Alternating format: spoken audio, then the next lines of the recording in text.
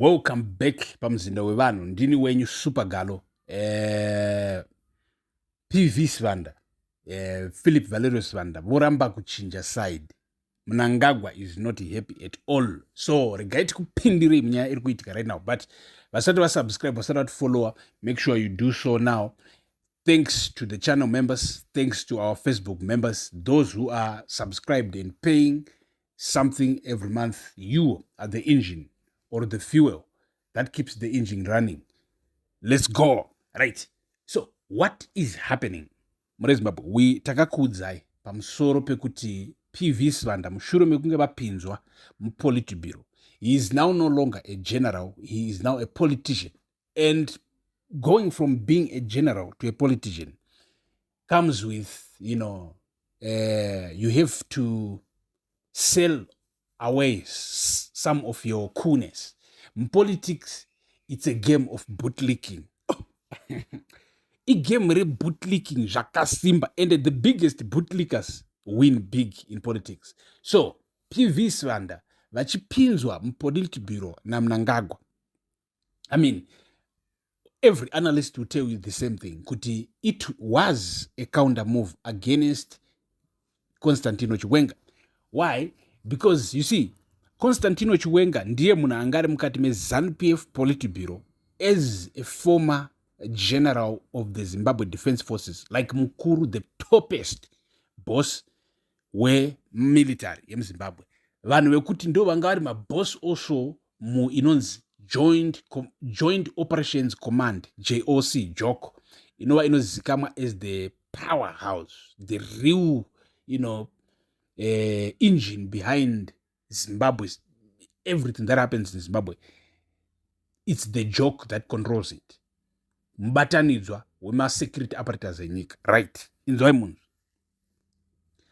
So, Mnangagwa achipinza Philip Valerius Sivanda, ari kumupinza muPolitburo kuti mukomana auye aite counter act, aite counter chakadaro Chiwenga.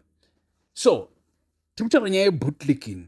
Mukomana Philip Valerius Sivanda wapinda mupolitics haasi kuita maslogans anoitwa nevamwe. Maslogans anongoita maslogans akafanana nekuti mberi neZANU-PF, mberi nemukuru wenyika, his excellency chakazodaro, chakazodaro. But pane one slogan yekuti ukasaiita right now, ukasangoiita chete, vanhu vanenge vakutozviziva kuti uri team ripi, uri wekubato ripi.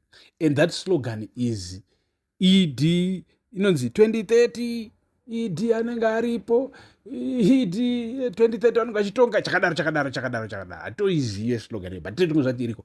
Right.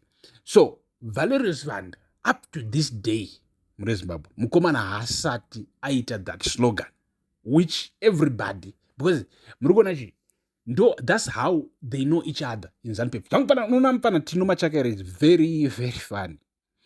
Mupana Tino Machakere is another one, haasi kubvuma kuita ED 2030. Chero pamakaona video iya yaitaura chiti kwanzi vakabudisa vana Rory Studios etc mamachannels vachitaura chiti enzi minister weYouth Tino Machakere vari vasimbisa nyaya 2030 ED. Ndobva taona tikatichiona news dzacho wakuona kuti mukomana aringoti kwanzi inini handichadzokorori zvataugwa nevamwe, kutaura kuti kwanzi but zvataugwa nevamwe ndizvozvo 2030 ngoma ndiyo muri kupanzwa. So uri kuona kuti mukomana wadzenga wataura senge atosvika, because remember this is happening after Tino Machakere has been accused by toti by Themba Mliso. Of course, by Themba Mliso on X. Themba Mliso achitaura zvokuti Tino Machakere wazodai so mutengesi haasi kuitaura zvaED 20. In fact, waito Themba Mliso akatanga achiti Tino Machakere ngaadzingwe as minister weYouth, amupabata nenyaya yekuti haasi kutaura zvaED 2030.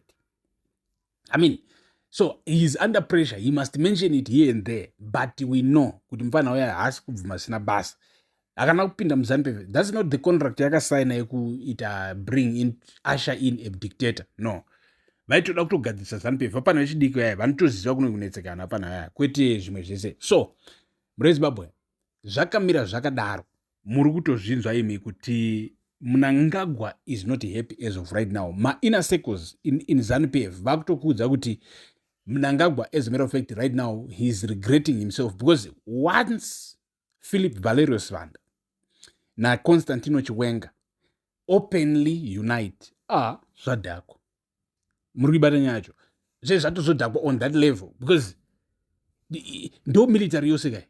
Ende ndo yacho iri kutsvagwa naMnangagwa nemwoyo neziso dzvuku kuti ichi chigroup chevanhu chandisapota ichi. Ungona chimilitary chikangondisapota chete.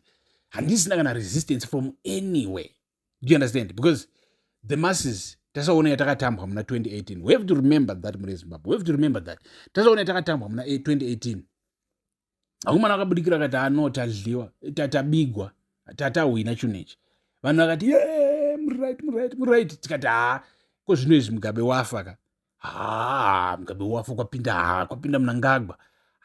Chachinja kachirishi. Mukanzi, inonzi new dispensation. Second Republic. Boys, I need to my words. Second Republic. Vanhu vakapinda mustreet wangu. Vachidemonstrate. Iwe. Vanhu ndokudambugwa nemasoja. Tikati, what is this?